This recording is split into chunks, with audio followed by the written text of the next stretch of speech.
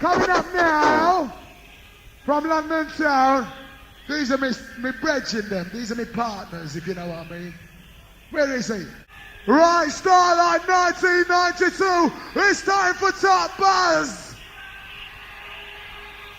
Check one! Starlight, are you ready to rumble?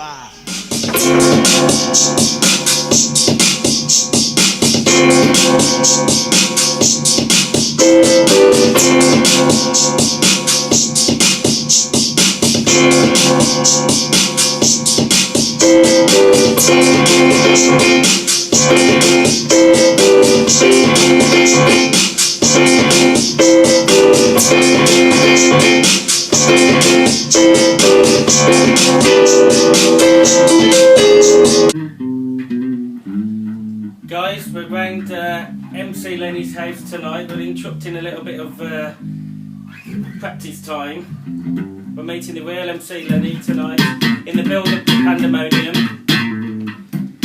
Len, what are you doing there, son?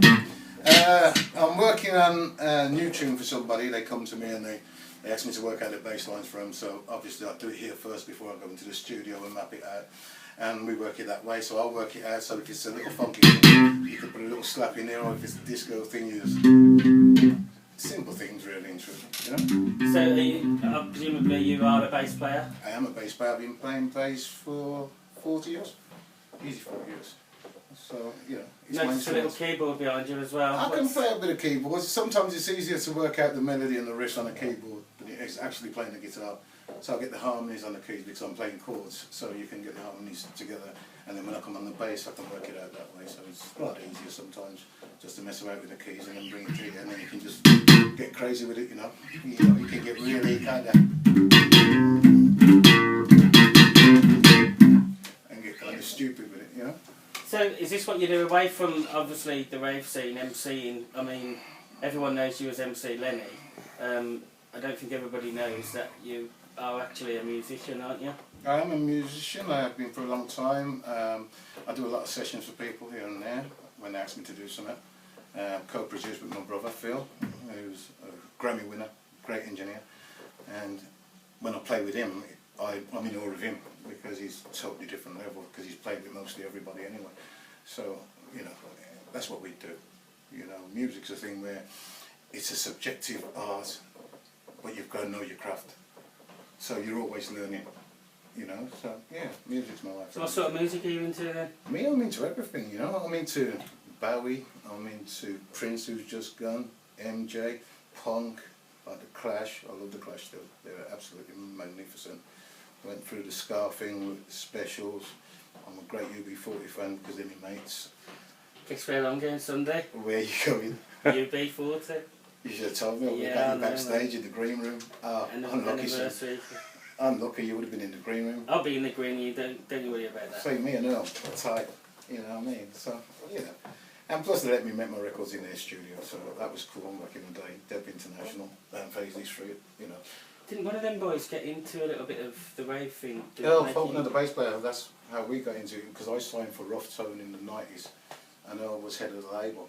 So when they signed me, you got to record in their studio. I think there was me, Ellis D, Swanee, Ron. I think they signed about 5 of us at the time. So it was kind of tight, and we all worked out at Dep International, Paisley Street, so that was kind of cool. Because you made some rave tunes as well, didn't you? Yeah, I made a few tunes, because obviously when you've got that kind of production behind you, and it's UB40, and their engineers, Pete McLean, worked on my track, Jerry Parchment, the engineer, Patrick Tenue, the horn player, and Earl Faulkner, the bass player, so that was kind of cool, you know. So obviously, but you had to play, because I couldn't go in there and just say I'm Lenny.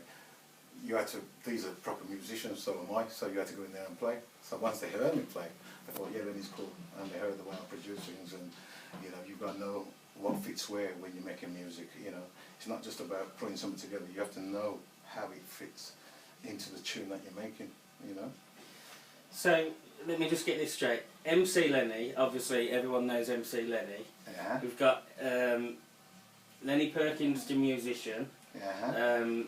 doing your thing for obvious other artists, doing the bass lines, and then we've got, or shall we say, you had Pure Records down opposite. I always say by the old Harry Parks, but obviously that. I was a remember long Harry time Parks. ago, I used to man, go there to Harry get my Parks. boots. How did you fit? How did you? You was a busy boy, man, weren't you? You know, it's one of them things where Because every time I went to the shop, you were there. Every time I went to a rave, you were there. It's like, and then on top of all that, you're doing. yeah, but we have to remember that was the start of summer, and it was fresh then. You know what I mean? It was really fresh, and we was trying to invent the game week by week. It was a different week and a different argument, different tunes, different styles. You know, we was trying to make it so we didn't know what we was doing in the first place, because remember it was on a week-to-week basis, different tunes, and then we found our form and our template to work from, and we found the aim and break, which to this day is still the best. It's the best times. Yeah, there were good times, but I've had good times lately, and they were still good. If you're looking at when we started it, there were brilliant times, because that's all there was. I mean, there was 30. I've done 30,000 and 50,000 people, and then you know it was totally different for all of us. I think the music's progressed and moved on a lot, and I think that the younger cats out there who are keeping this going forward, I think they have to take a step back to the past to get to the future. And that's what I've always told them: take a step back to the past, learn where we've come from and what we created, and take it further. And that's what they've got to do now, you know. It's one of them. I think he'll be all right. I think, you know, there's some good artists out there, there's good producers, good engineers, good music heads out there, you know, so yeah, it's all well and I good. mean, I suppose tunes are a lot. I don't mean this the wrong way, but they're a lot easier to make these days than there was back in the day, because obviously people were using. That's a tough question to answer, you know, because you've got so many tools at your aid now via the computer. And you've got That's what I'm everything at saying. your I aid. mean, I spoke to Neil Tricks from the old banging tunes. He used to make a lot of tunes back then, but he's making them now again. And he was saying that the work and effort that he had to put in back then, he said now it's like a software, and you still have to obviously put the work in, but the equipment is a lot less now, because you can just buy it in a package, can't you? You can. I agree with Neil in some aspects, of course I do, but you know, when I say real music, a lot of the music, especially drum and bass music that's made today, is more sound orientated than note orientated. Yeah. If I play a note, that's a note, but they can manipulate that into a sound and it stops being a note. Yeah. So obviously when you look at it like that, it's where we are at the minute, to be fair. You know, I say real music because I can actually play. So anything I make in the studio, I could go on stage and play it, which, you know, I don't think a lot of cats can do that now. No. If they make it in the studio, they've got that much technology around them to bring it actually on stage and play it live or raw, you know, or unplugged, shall we say. I don't think many of them could do it. So obviously you're still doing the MCing. We've got Pandemonium coming this weekend on Sunday.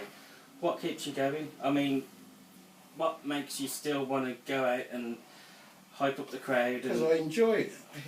It's about loving what you do, you know what I mean? And I'm not into this pop star thing. I never have been. What you see is what you get with me. If I don't like you, I'll tell you I don't like you. That's just the way I am. But when it comes to the ravers, they have had me back for so long now. That's why I respect them so much, and I'll always talk to them. I'm accessible to everybody, you know, and that's the way I am. I can't speak for other artists because that's up to them, but the way I am, because without them there'll be no me.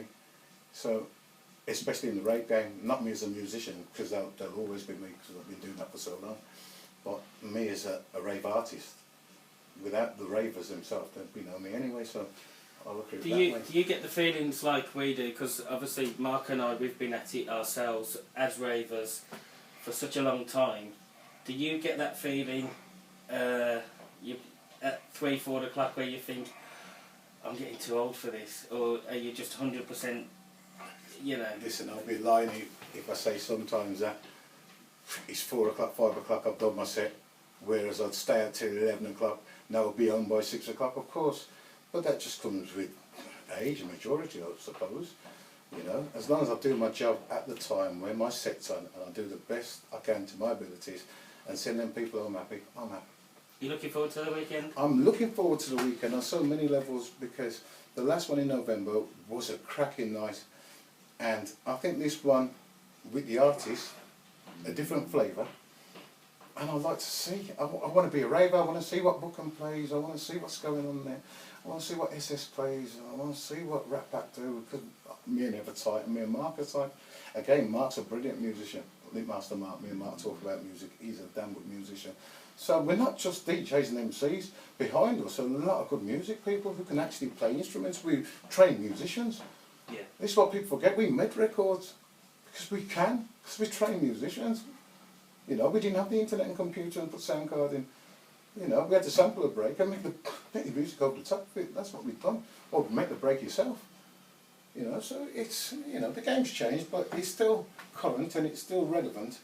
And we don't have to reinvent it because it's still there. You still get the same buzz, you know what I mean? And that's probably the biggest part of this rave scene, is because it's been strong enough to keep its identity for so long without reinventing it time after time, especially with the old school, the rave and the jungle.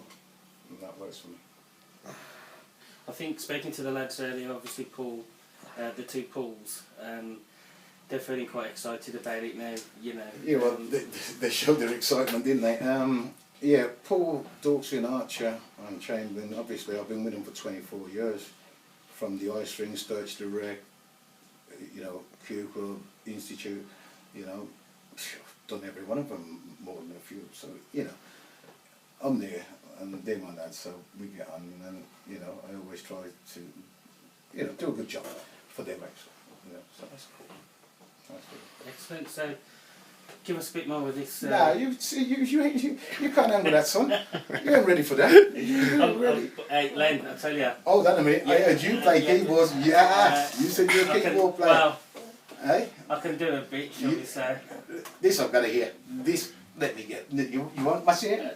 Not necessarily, but you know, I've been working all day, man. Oh, is that the so what? Have you got a bit of a C chord going on? I mean,